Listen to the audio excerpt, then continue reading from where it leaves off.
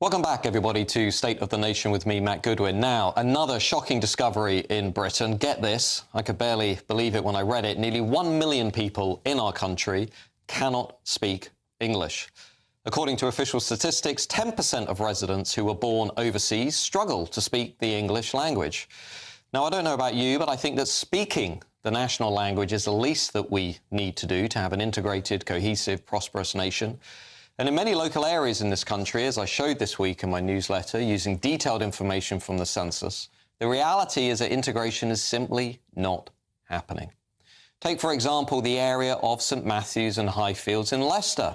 In this area, more than 80% of people who are living in social housing were born outside of the UK, of whom only around half, 52%, are currently working. According to the latest census, only 43% of people who live in that area were born in the UK.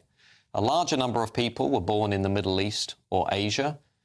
3/4 of people in that area are Muslim, and shockingly, more than 4 in every 10 people in that area are living in households that contain no adults who speak English as their main language. Or consider the area of Tockington or Monks Park near Wembley Stadium. In this area, nearly 73% of people who live in social housing were born outside of the UK, of whom only 43% are currently in work. Fully 35% of people in that area, more than 1 in 3, refuse to identify with a British or an English identity and instead choose a non-UK identity only, which is an option on the census. Fully 1/4 of people here live in households that contain no adults who speak English as their main language. Now, look, I think this is a national crisis. What is the Labour government's plan? I'm asking you. Capitulation is the answer. Labour's plan is to surrender to this phenomenon, to not do anything about it. The Labour Party's Tower Hamlets office has, in big letters on its facade, Somali and Bengali translations. Now, you might think that this ghettoisation is a natural phenomenon that comes along with mass immigration, but our leaders have actively encouraged it. I think it's time that we prioritise people from this country when distributing scarce resources like social housing. I think newcomers should be expected to work.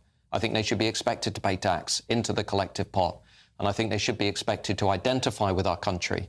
And that starts with, at the bare minimum, learning our language, speaking English. I don't think our public sector institutions should be offering widespread translation services. People should learn English. As always, let me know your views at gbnews.com/yoursay or meet me on X at GoodwinMJ. With me tonight in the studio is Reform MP Rupert Lowe to discuss this, as well as my top panel, columnist and former MEP Patrick O'Flynn and founder of Novara Media, Aaron Bastani. Rupert, the fact that nearly 1 million people cannot speak English, on one level is both interesting and sad, but on another level, it's telling us something about the integration story here in Britain. Well, Matt, I couldn't have put it better in your introduction myself. I mean, I think what you said I completely agree with. I've been talking about this through my social media accounts for some time now. And I think, multiculturalism has failed. There's no doubt about that.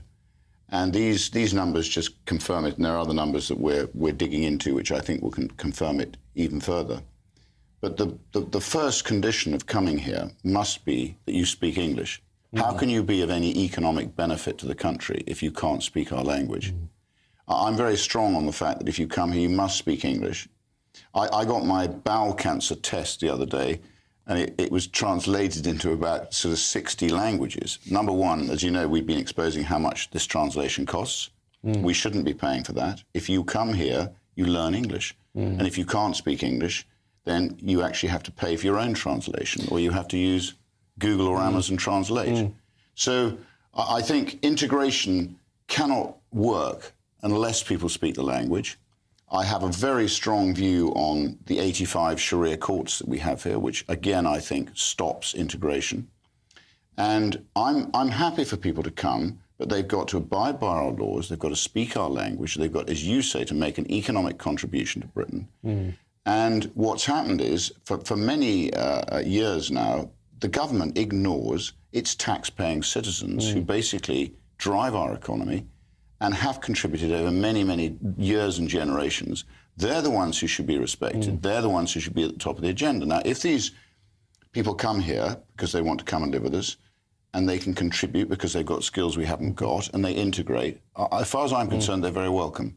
But not people who don't want to learn our language and live by our laws. Can I ask, just before turning to the panel, where do you think, Rupert, it went wrong when it comes to the language? When do you think it became acceptable in Britain to not learn the national language, to not actually integrate at that basic level? Well, I think, Matt, a lot of this stuff, if you look, Maggie, who I think left us with a very powerful economic legacy, and actually the country was at peace with itself when Maggie left. We had immigration was relatively sort of continuous at around, I think, net 50,000, something like that, and it was properly run. So I think it always comes back in the end to the Blair, Brown, Campbell and Mandelson axis. Not only did they pass a load of malign legislation, such as we know, the Human Rights Act, and you're quite right about the ECHR, which, as you know, is embedded into the HRA. You know, the Equalities Act, another vile and divisive piece of legislation. It all goes back, and Derry Irvine, let's not forget that wretched individual. They almost passed legislation that I think, in many ways, it confused and ruined Britain. And I think the disappointing thing is Boris, when he had an 80-seat majority, didn't repeal a lot of this malign legislation and return Britain to being what it should be. Yeah. Aaron, as a man of the left, I mean, even I suspect you can see there is a fundamental problem in a society where you don't have that basic level of integration through language, surely. Well, I love the English language to start with. I love English literature. I love its everyday vernacular use. I love the more sort of academic side of it, which, of course, the left is very comfortable with academic English. And I think the basic point here that you cannot have a political entity, a national community, without a shared means of communicating with one another is obvious. It's inarguable. The data is interesting. So of those million people, about 800,000 speak a little English. Functionally, it may not be enough to work, but a little conversational English. And then you've got about 200,000 people who can't speak any English. I would say of those 200,000 people, that is not good. And that absolutely has to be addressed. I would hope of the other 800,000, they're on a path to trying to improve their ability to speak the language, written and, oral. What I'd also add, however, is the Tories were in charge for 14 years. And often in the reporting of this stuff, it's presented as either it started yesterday or it's the consequence of the Blair-Brown supremacy. Everybody clearly has failed on this. It's remarkable. There are so many things, Matthew. I look at where this country was in 2010. I don't think we had 1 million people who couldn't speak English in this country. And if they couldn't, they had access to adult education, which maybe we disagree upon, which is not there right now. So I think something like this might be quite a right-coded conservative talking point. But my goodness, the Conservative Party, and I'm not suggesting you think otherwise, the Conservative Party have a huge amount of responsibility. I'm certainly not here to defend the Conservative Party. It happens very occasionally. I kind of agree with Aaron's points here, right? I think Rupert was quite lenient on the Tory administrations, even going back to Margaret Thatcher. My view is that almost ever since Enoch Powell and Rivers of Blood, the Conservative Party has been frightened of demanding muscular measures on integration, being serious about immigration control. I think there are waves and waves and generations of people who have come, particularly from cultures where women are disempowered, where there's been no insistence that everyone in the household learns English at all. The other thing I find fascinating on these latest figures is we've lived in a climate for years where the left, mainly the academic left, has always gone on about data, and it's saying you right-wing people, you're prejudiced, you're knee-jerk, you're just spouting pub talk. And now we're getting data dribbling out, which shows that the right-wing critique of mass immigration has been right in every regard, whether it's to do with economic contribution, non-aligned cultures, non-English people, speakers, welfare dependency, social housing stock. So the data backs up the right analysis. So Rupert, what's the answer to this? Because when I look through the census, as I mentioned for the piece that I was writing this week, I was personally quite shocked at the number of people who are rejecting an association with Britishness, with Englishness, and who are also living in households where no adults are speaking English. What's the answer to this social integration problem? Well, I mean, I think, again, Matt, I've been very clear that obviously illegal means illegal. So if people come here illegally, I don't accept that they should be planted across the country in hotels that the government's clearly incapable of running. And legal immigration? Having their faces taken off. Well, illegal immigration is a more difficult issue, Matt, but that's a historical legacy that we've got.